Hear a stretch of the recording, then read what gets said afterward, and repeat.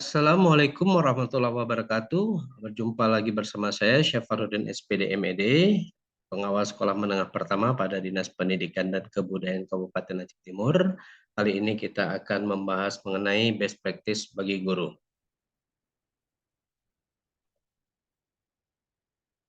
Best practice di sini adalah istilah yang digunakan untuk mendeskripsikan pengalaman terbaik tentang keberhasilan seseorang dalam melaksanakan tugas profesinya, khususnya di sini guru. Ini pengalaman tersebut dituangkan dalam sebuah tulisan yang dapat menginspirasi para guru untuk meningkatkan mutu pendidikannya, terutama KBM atau kegiatan belajar mengajar yang ada di dalam kelas maupun di luar kelas. Kemudian tulisan ini disusun menjadi sebuah laporan dalam bentuk best practice dengan format yang telah ditentukan. Perbedaan PTK dan best practice, PTK memiliki atau menggunakan desain atau siklus, ya menggunakan siklus, sasaran peserta didik, tujuannya untuk perbaikan proses pembelajaran di dalam kelas, fokus di satu kelas yang bermasalah, ketika yang penting prosesnya. Sementara best practice bukan penelitian tetapi pengalaman terbaik, sehingga tidak memiliki atau tidak ada siklus. Jadi diubah menjadi pertemuan. Kemudian yang kedua, sasaran bisa peserta didik, bisa lingkungan fisik sekolah. Kemudian yang ketiga, fokus peserta didik pada satu kelas atau satu sekolah. Kemudian untuk yang nomor 4, best practice yang penting proses dan hasilnya. Kemudian ciri-ciri best practice mampu mengembangkan cara baru dan inovatif, membawa sebuah perubahan. Setelah itu mampu mengatasi persoalan dan mampu menjadi model dan memberi inspirasi. Setelah itu ada cara dan metode yang dilakukan bersifat ekonomis dan efisien. Best practice harus dikuasai oleh guru, kepala sekolah, dan pengawas sekolah. Kenapa harus dikuasai oleh guru? Karena masalah diangkat langsung dari masalah yang dihadapi oleh guru dalam keseharian di kelas. Yang kedua, masalah merupakan hal yang paling merisaukan selama guru melaksanakan kegiatan belajar mengajar. Yang ketiga, dalam melaksanakan best practice, guru tidak perlu meninggalkan kelas karena dilakukan di mana guru mengajar. Yang keempat, merupakan metode yang diterapkan sebagai upaya memperbaiki kegiatan belajar mengajar.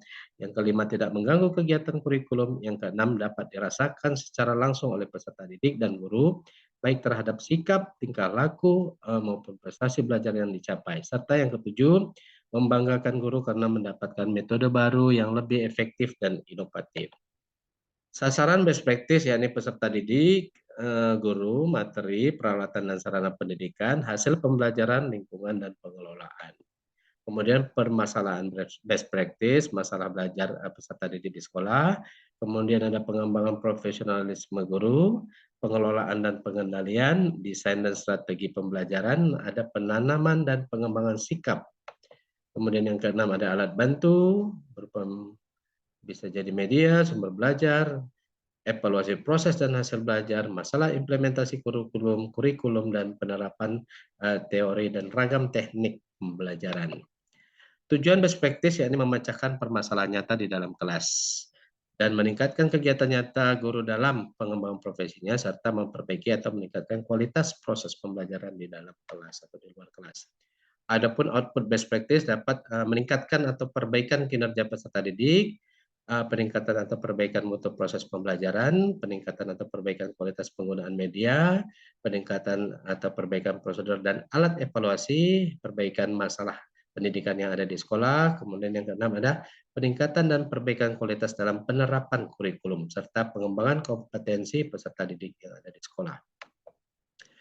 Penting pelaksanaan tindakan hendaknya konsisten dengan rancangan yang telah dibuat. Jadi harus diingat dari pertemuan ke pertemuan, metode, model, strategi, teknik atau tindakan pembelajaran yang diterapkan harus sama. Yang kedua, yang harus diulang dari pertemuan ke pertemuan adalah metode pembelajaran yang diterapkan tersebut atau tindakannya. Yang diulang-ulang adalah metodenya atau strateginya. Yang ketiga, salah dan tidak boleh jika pada pertemuan satu dan kedua metode atau strategi, model atau tindakan yang berubah-ubah. Yang berubah itu materi atau bahan ajar yang disampaikan.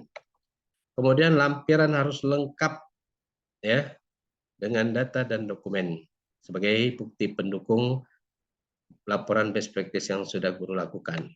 Topik lain yang bisa digunakan yakni metode, media, alat peraga, praktek di laboratorium, praktek mengajar di lapangan. Setelah itu kita akan melihat sistematika best practice. Best practice bagi guru ini terdiri dari 4 bab. Yang pertama pendahuluan, kajian pustaka, hasil dan pembahasan, simpulan dan rekomendasi. Komponen di atas dalam penulisan laporan harus ada benang merahnya. Jadi bab 1, bab 2 dan 3 dan 4 ini harus saling terkait. Dibentuk cover atau sampul bisa kita cantumkan atau letakkan Tut Wuri Handayani atau logo Tut Wuri Handayani atau logo kabupaten kota Bapak Ibu guru masing-masing. Kemudian rambu-rambu judul semenarik mungkin, singkat, padat, dan jelas. Hindari judul yang rasa PTK. Boleh, ya, tapi harap dihindari. Kemudian boleh berupa seperti slogan, peribahasa, akronim, atau singkatan. Contoh judul yang kami tawarkan di sini adalah Coaching di Bentang KPM Guru Berkembang, Kompolasi Daya Solusi KBM, Guru Cerdas Soal Matematika Tuntas, Sekolah Syariah Empang Berkah, Disiplin Hebat Bintang Emas Kudapat, Taman Mini Lalu Lintas, mewujudkan sekolah hijau dengan tabula pot, harmoni dengan pohon toleransi, toleransi dengan tangga literasi, Corona Kusayang Media Guru Berkembang. Ini rasa PTK, penerapan model role play dalam peningkatan kemampuan berbicara bahasa Inggris materi naratif, teks pada peserta didik kelas 9 SMP Negeri 1 Rantau Selamat semester 2 tahun ajaran 2020-2021. Kita singkat menjadi role play diterapkan, kemampuan berbicara bahasa Inggris ditingkatkan, minimal sudah ada 2 indikator. Role play, how, bagaimana, ya. Kemudian kemampuan berbicara, what, apa yang akan ditingkatkan. Bagian awal itu ada halaman judul, halaman persetujuan, surat pernyataan, kata pengantar, abstrak atau ringkasan, daftar isi, tabel, gambar, dan lampiran harus lengkap.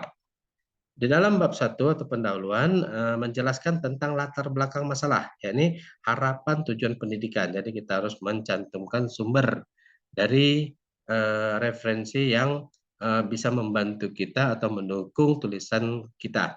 Kemudian permasalahan nyata yang ada di sekolah, data awal, kesenjangan antara harapan dan kenyataan sehingga menimbulkan masalah, kemudian teori metode yang akan diterapkan atau yang diterapkan.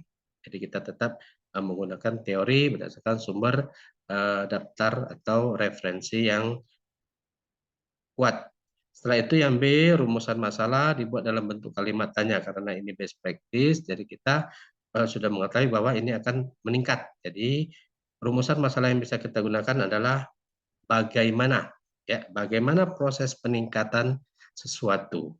Kemudian tujuan best practice untuk mengetahui bagaimana proses peningkatan sesuatu melalui penerapan, ya, bla bla bla. Setelah itu manfaat best practice untuk peserta didik bagaimana, guru bagaimana, kemudian sekolah bagaimana. Untuk di kajian pustaka, bab ini berisi tentang teori yang digunakan untuk menganalisis hasil penyelesaian permasalahan yang dilakukan dalam pendidikan. Kajian teori atau tinjauan pustaka dapat berupa laporan hasil penelitian atau best practice terdahulu yang relevan dengan tema best practice yang sedang dilakukan, baik dalam artikel, jurnal ilmiah maupun buku. Jadi teori yang kita cantumkan di kajian pustaka berdasarkan dari judul yang kita tawarkan atau kita sajikan. Kemudian di bab 3 hasil dan pembahasan, yang pertama ada metode dan pelaksanaan. Yang pertama rancangannya harus terdiri dari setting, yakni ada subjek, lokasi, dan waktu, instrumen yang digunakan, kemudian cara pemecahan masalah. Langkah-langkah setiap pertemuan harus secara jelas dan rinci dideskripsikan. Ada perencanaan, pelaksanaan, pengamatan, dan refleksi. Metodologi best practice tidak ada validitas dan reliabilitas instrumen karena kita tidak menguji instrumen. Kemudian di bab 3 masih lanjutan, yang di B hasil dan pembahasan masalah. Di sini kita meletakkan pertama hasil kondisi awal sebelum diterapkannya contoh role play, gitu ya. Kemudian hasil yang dicapai setelah penerapan, tampilkan hasil yang sudah diolah baik berupa tabel atau bagan sesuai kebutuhan. Yang ketiga di sini kita cantumkan pembahasan.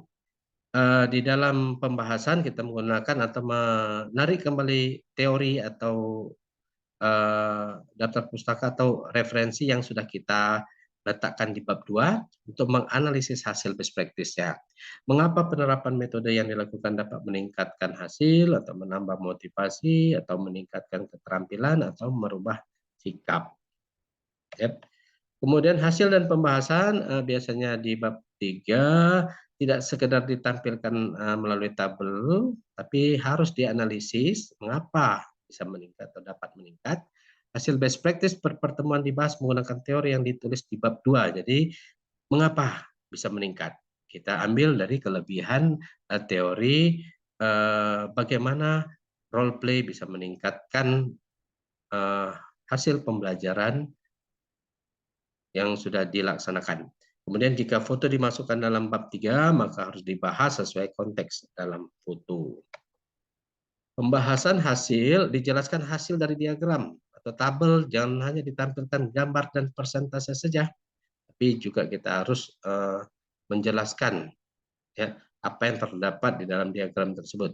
Laporan tidak hanya menyebut persentase hasil dari pertemuan 1, 2, dan seterusnya, serta kenaikan berapa persen, tetapi harus dianalisis dengan teori yang dipakai dan dijawab mengapa menggunakan metode role play dapat meningkatkan kemampuan berbicara.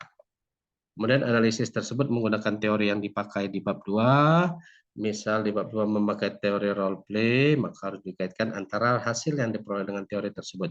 Sehingga menjadi terjawab apakah benar role play itu dapat meningkatkan kemampuan berbicara bahasa Inggris.